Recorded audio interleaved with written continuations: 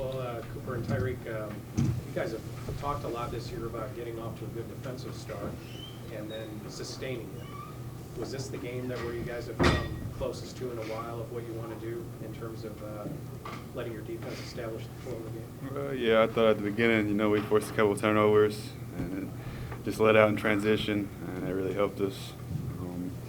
We just trying to do that for 40 minutes. I thought towards the end we kind of lost focus a little bit, but we kind of got back on track towards the end, and we got the wins.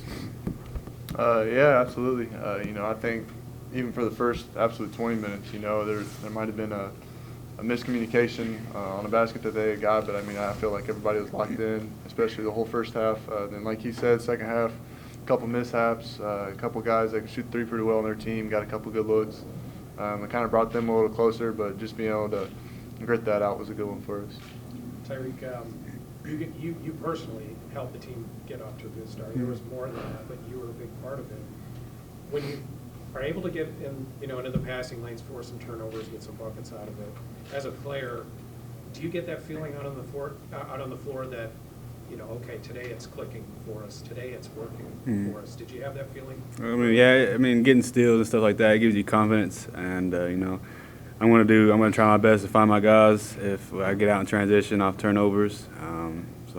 I thought that at the beginning of those couple steals really helped the momentum start of the game. So for both of you guys, Coach Lansing, I asked him about what helped cause you guys to be able to force turnovers, and he spoke of the better job you guys did in help defense today.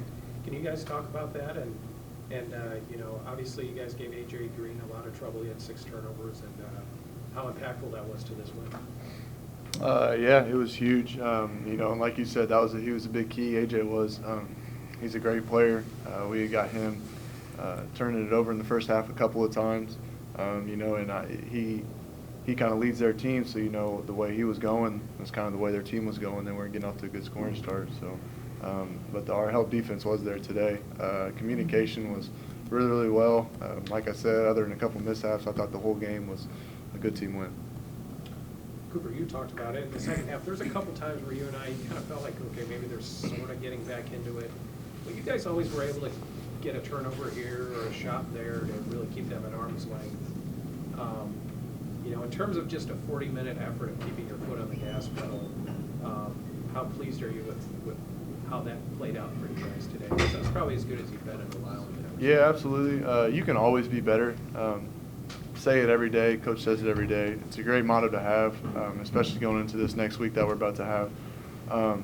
But doing what we did there, I think they got it back within 11, and then we took it straight back to 15 and held it about there for the rest of the game.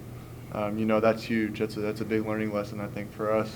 Because in the past years, teams would come back. In the past games that we'd had, teams would be able to come back. So that was good for us to be able to hold that out with a good team. For both of you guys, you wanted to win today, obviously, to get some positive momentum going into St. Louis. How do you feel like that helps? And also, obviously, I don't think anybody's satisfied with how the season overall went. How do you channel that in the right direction to make sure St. Louis, redeems the season for you guys?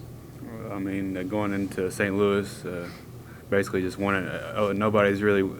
Everybody's 0-0, so just staying focused and bringing that defensive mentality that we had today will really help us. Because Valpo is a really good team, but we swept them during the season.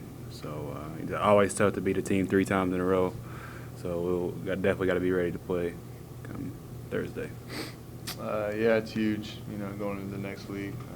I just having a good week of practice is going to be huge. And like you said, beating a team 3 times is probably one of the toughest things to do in basketball. So we're probably going to have to find some new things, new looks that we can do and pick apart. So do they, though. And how do you guys kind of adjust to, they're going to have to come up with some new things too. How do you guys prepare for that? Yeah, we're just going to have to – we're obviously going to watch film. Players are players, and they're going to make plays. So if you can watch a player and what he likes to do, you can take away the things he wants to do maybe at the end of a shot clock if you've guarded their sets down to about 10 seconds because, by then they're trying to get a shot up. But, you know, just being able to be there for each other is going to be the big thing, being in help defense like we were today, so just little things. I'm sure, Tyreke, you're going to have their attention in a big way after the way you played up there a couple weeks ago. How much do you welcome that as somebody who's, you know, one of the main contributors? I just try to take it in and try to make plays for my team. You know, just anything I can do to help my team win, I'll try to do it. But it's really just going to come down to who wants it the most Thursday, and I know we can do that. So. Guys, kind of emotional ceremony for the seniors at the end. You kind of have like 1 or 2 lines on each of the 3 and what you'll kind of miss about them. Dre, I love having Dre around just because he is a big goofball. He can be serious too, so you know he knows what he's doing. But he's fun to be around. He's funny at almost all times, other than when we're inside the lines. Devin, you know, he's a good friend. I love him to death too. He's just always, everybody's been there for each other, especially him. You know, whether he's talking to a teammate or texting a teammate, he's lifting you up. You know, and maybe he's not getting the minutes maybe he wanted this year because he got hurt with an ankle sprain. But if you'd have seen him, you wouldn't have thought any different, you know, inside the locker room. And then Alante, he'd actually lived with me at the beginning of the summer before season took over. We had got to know each other really well, played games together, PS4, Fortnite, you can name it.